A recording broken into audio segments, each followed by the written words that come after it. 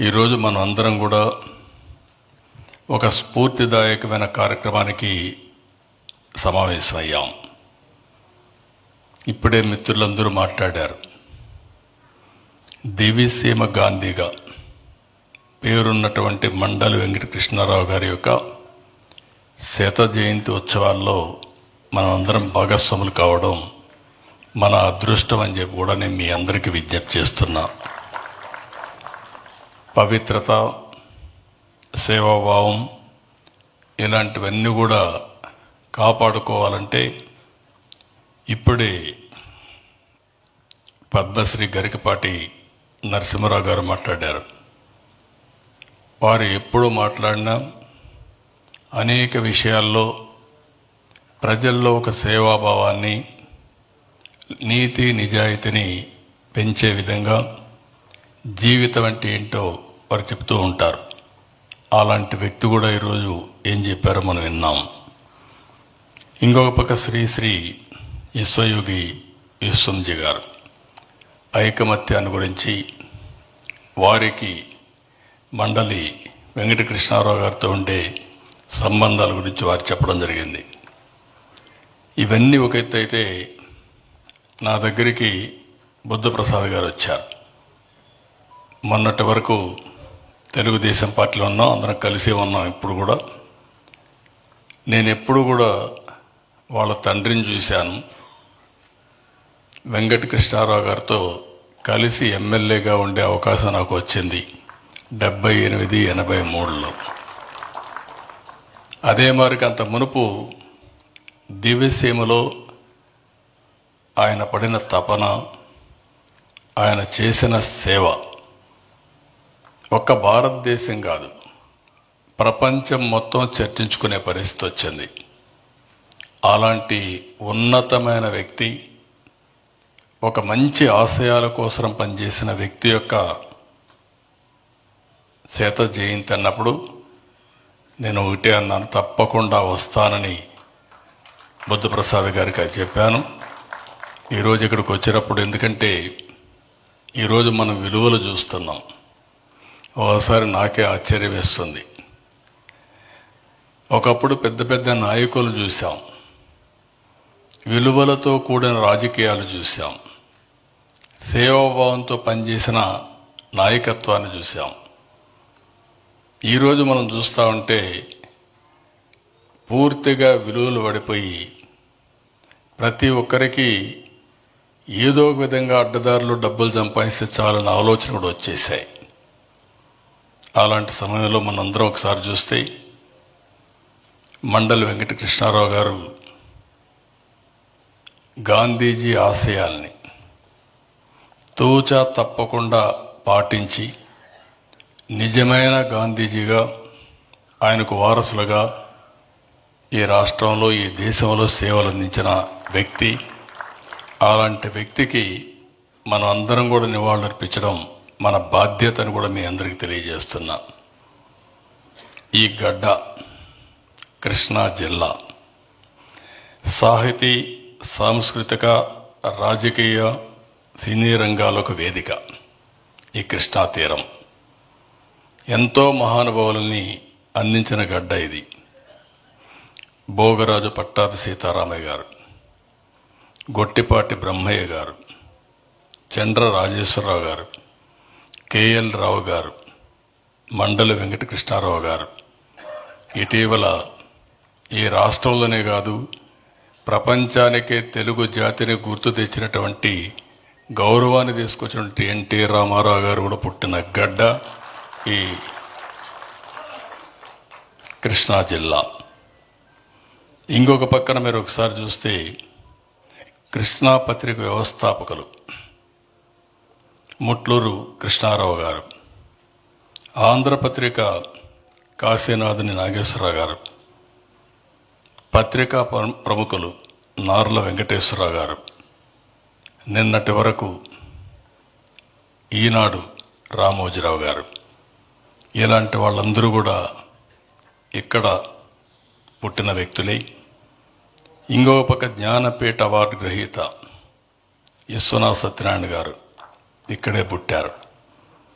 British కాలంలో India cricket team కెప్టెన్గా ఆడిన సికే నాయుడు కూడా ఇక్కడ పుట్టిన వ్యక్తే. ఇంకొక పక్క సంఘ సంస్కర్త త్రిపునేని రామస్వామి గారు, జాతీయ జెండా రూపశిల్పి పింగళ వెంకయ్య గారు, అయ్యదేవర కాళేశ్వరరావు గారు, గోరా లాంటి మహనీయులు పుట్టిన గడ్డ ఈ గడ్డ. సినిమాల్లో కూడా మనం చూస్తే అటు అక్కినేని నాగేశ్వరరావు గారు కానీ, ఘంటసాల కానీ, ఇలాంటి ఎంతోమంది పుట్టిన గడ్డ. అలాంటి వాళ్ళందరినీ తలుచుకుంటే మనకు ఒక స్ఫూర్తి వస్తుంది. అయితే ఈరోజు కార్యక్రమంలో మనందరం గుర్తుపెట్టుకోవాల్సింది, చరిత్ర ఉన్నంత వరకు చిరస్థాయిగా ఈ ప్రాంతవాసుల గుండెల్లో నిలిచే వ్యక్తి, గుర్తుండే వ్యక్తి మండలి కృష్ణారావు గారు అని చెప్పి మీకు తెలియజేస్తున్నా.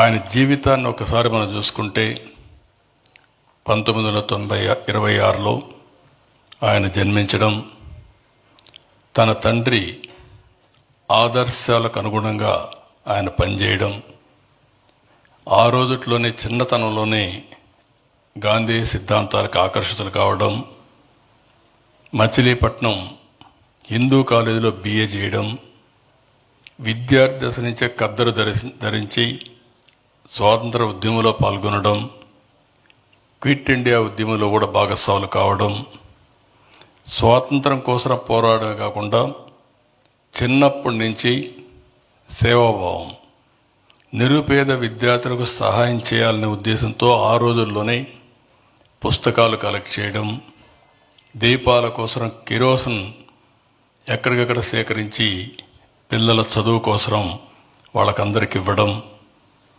ఆ తర్వాత రాజకీయాల్లోకి వచ్చి యువ నాయకుడిగా పేదల సేవలో తరించారు. 1945లో స్వాతంత్రం రాకమునిపే విద్యార్థి కాంగ్రెస్ కార్యనిర్వాహక కార్యదర్శిగా పనిచేశారు. ఆ సంవత్సరమే ఆయనకుండే తపన మహాత్మా గాంధీని కలవాలని చెప్పి బాంబేకి వెళ్ళి ఆయన కలిసి మళ్ళా తిరిగి వచ్చారు. 48-52 మధ్య కృష్ణా జిల్లా యువజన నాయకుడిగా పనిచేశారు. 52లో రాయలసీమలో కరువు వస్తే విరాళాలు సేకరించిన వ్యక్తి మండలి వెంకట కృష్ణారావు గారు అని చెప్పి మీకు తెలియజేస్తున్నా. ఏ జిల్లాలో ఉంటే ఆ జిల్లాకే పరిమితమయ్యే రోజుల్లో కాదు, ఇది నా బాధ్యత, సమాజానికి ఎక్కడ ఇబ్బంది వచ్చినా ఆ ఇబ్బంది తనదిగా భావించి పనిచేసిన వ్యక్తి. ఇంకొక పక్కన మీరు చూస్తే సముద్రం ఒడ్డునున్న భూమిని సాగులోకి తేవాలని అనేక విధాలుగా ప్రయత్నం చేశాడు. దీంట్లో భాగంగా 15,000 ఎకరాలను సాగులోకి తెచ్చి పేదలకు పంచాడు. దివి, కైకలూరు తాలూకాల్లో 50,000 ఎకరాలు బంజర భూమిని పేదలకు పట్టాలు ఇప్పించినటువంటి వ్యక్తి మండలి వెంకట కృష్ణారావు గారు అని చెప్పి మీకు తెలియజేస్తున్నా. 1957లో మొట్టమొదటిసారిగా లోకసభ సభ్యుడయ్యాడు. నెహ్రూ, మొరార్జీ దేశాయ్, లాల్ బహదూర్ శాస్త్రి ఇలాంటి దేశంలో అతి ముఖ్యమైన నాయకత్వంతో కలిసి పనిచేశారు. 1970లో అవనిగడ్డ పంచాయతీ సమితి అధ్యక్షులకు ఏకగ్రీవంగా కావడం, 72లో ఎమ్మెల్యే కావడం, పివి నరసింహరావు గారి మంత్రివర్గంలో సాంఘిక సంక్షేమ సహకార శాఖల మంత్రిగా పనిచేయడం, జలగం వెంగళరావు గారి మంత్రివర్గంలో విద్యా సంస్కృతి శాఖ మంత్రిగా పనిచేయడం, అదే సమయంలో ఆయన విద్యాశాఖ మంత్రిగా పనిచేసినప్పుడు అనేక సంస్కరణలకు నాంది పలికిన వ్యక్తి మండలి వెంకట కృష్ణారావు గారు అని చెప్పి కూడా నేను మీకు తెలియజేస్తున్నా. ఈరోజు గుంటూరులో నాగార్జున యూనివర్సిటీ, వరంగల్లో కాకతీయ యూనివర్సిటీ, ఈ రెండు రావడానికి కృషి చేశాడు. నిజాం కాలేజ్ గ్రౌండ్స్లో 1974లో వారం రోజుల పాటు అఖిల భారత తెలుగు సాంస్కృతికోత్సవాన్ని నిర్వహించి అధికార భాషా సంఘం నెలకొల్పేందుకు కారకులయ్యారు. ఈరోజు అధికార భాషా సంఘం ఉందంటే అది వారు ఆ రోజు చూపించిన చొరవేనని చెప్పి నేను మీకు తెలియజేస్తున్నా. మనకందరికి గుర్తుండేది అందరికీ స్ఫూర్తినిచ్చేది 1977 నవంబర్ 19 దివ్యసీమ ఉప్పెన. చాలా ఉప్పెనలు వచ్చాయి కానీ అంత ఉప్పెన ఎప్పుడూ రాలేదు. సముద్రమే విరుచుకుపడింది. 12,000 మంది చనిపోయారు, ఒకరిద్దరు కాదు. నేను కూడా 2-3 సైక్లోన్లు చూశాను ముఖ్యమంత్రిగా. ఒకటి 96లో సూపర్ సైక్లోన్ చూశాను. ఆ రోజు మీరు చూస్తే ఈస్ట్ గోదావరి, వెస్ట్ గోదావరి అతలాకుతలం అయిపోయింది. కొన్ని ఫిషర్మెన్ విలేజెస్ 100 మంది చనిపోయారు. ఇక్కడ 12,000 మంది చనిపోయారు. ఆ రోజుట్లో ఒక 3,000 మంది చనిపోయారు. అది చూస్తే చాలా బాధ కలిగింది. అది నేను పనిచేయడానికే ఒక ముఖ్యమంత్రిగా నాకు చాలా కష్టం కూడా అయింది. ఎందుకంటే ఒక పక్క మనుషులు చనిపోయినప్పుడు చాలా భయంకరమైన వాతావరణం ఉంటుంది. తాగేదానికి నీళ్లుండవు, తినడానికి తిండి ఉండదు, కమ్యూనికేషన్ కట్ అయిపోతుంది. ఇప్పుడైనా ఫోన్లైనా కొన్ని రోజుల్లో వస్తాయి కానీ అప్పట్లో ఫోన్లు కూడా ఉండేటివి కాదు. ఇలాంటి అనేకమైన ఇబ్బందులు ఉంటాయి. నేనైతే ఒకసారి చనిపోయిన వాళ్ళు కానీ ఇమ్మీడియట్గా అంత్యక్రియలు చేయకపోతే ఆ శవాలన్నీ ఇదయ్యి అంటువ్యాధులు వస్తాయి, చాలా భయంకరంగా ఉంటుందనే ఉద్దేశంతో ఒక స్కీమే అనౌన్స్ చేశాను. మీరు ఎవరన్నా చనిపోయి ఉంటే మీరు అంత్యక్రియలు చేసేయండి, ఫోటో తీయండి, మీరిస్తే ఆ కుటుంబానికి వాళ్ళని ఇచ్చి ఈ ప్రభుత్వం ఆదుకుంటుందని ప్రజా పిలుపునే ఇచ్చి ఆ రోజు ముందుకు పోయాం. రెండో తుఫాన్ నేను చూశాను, చాలా తుఫాన్లు చూశాను కానీ రెండోసారి మళ్ళీ హరికేన్ తుఫాన్ చూశాను. విశాఖపట్నం మొత్తం అతలాకుతలం అయిపోయింది. నేను ఆ రోజు అక్కడికి పోయే కొందికి ఒక భయంకరమైన పరిస్థితి, కమ్యూనికేషన్ లేదు. 10 రోజులు అక్కడే ఉన్నాను. మళ్ళీ నార్మల్సీ వచ్చిన తర్వాతనే అక్కడి నుంచి నేను తిరిగి వచ్చాను. అలాంటి సందర్భాలు నేను చూశాను. ఇలాంటి సందర్భంలో మీరు ఒక్కసారి ఆలోచిస్తే ఆ రోజుట్లో 12,000 మంది, లక్షల మంది నిరాశ్రులైపోయారు. దేశ చరిత్రలో నాకు తెలిసినంతవరకు దివ్యసీమ ఉప్పెన అతి పెద్ద ఒక క్రైసిస్. అలాంటి సమయంలో రాత్రింబగళ్ళు ఒక ఎమ్మెల్యేగా ఆయన చూపించిన చొరవ, ఆయన చేసిన సేవలు జీవితంలో ఎప్పుడూ ఎవ్వరూ మరిచిపోలేరు. ఆ విధంగా ఆయన సేవ చేయగలిగాడు. ఒక పిలిపిచ్చాడు ప్రపంచానికి.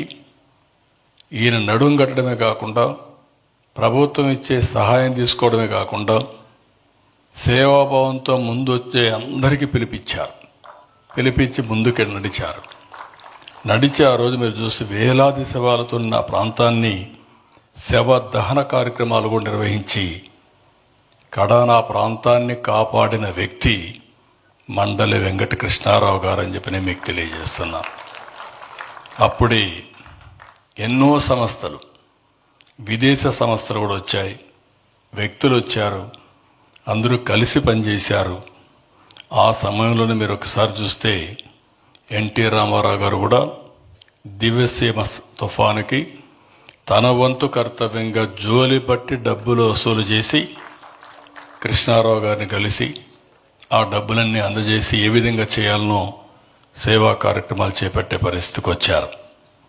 ఇలాంటివన్నీ చేసినప్పుడు పక్కా ఇళ్ళు నిర్మించారు, కరకట్లు కట్టారు, షెల్టర్ నిర్మించారు, వాళ్ళ కుటుంబాలను ఆదుకున్నారు, అనేక కార్యక్రమాలు చేశారు. కానీ ఆయన జీవితం చూస్తే చట్టసభలో ప్రజాప్రతినిధిగా ఉన్నాం, సమాజ సేవలో బిజీగా ఉన్నాం. ఎప్పుడు కూడా భాష మీద మమకారాన్ని వీడలేదు. తెలుగు భాషా సంస్కృతికి పనిచేసిన వ్యక్తి ఘంటాపదంగా చెప్పగలుగుతాను, మండలి వెంకట కృష్ణారావు గారు.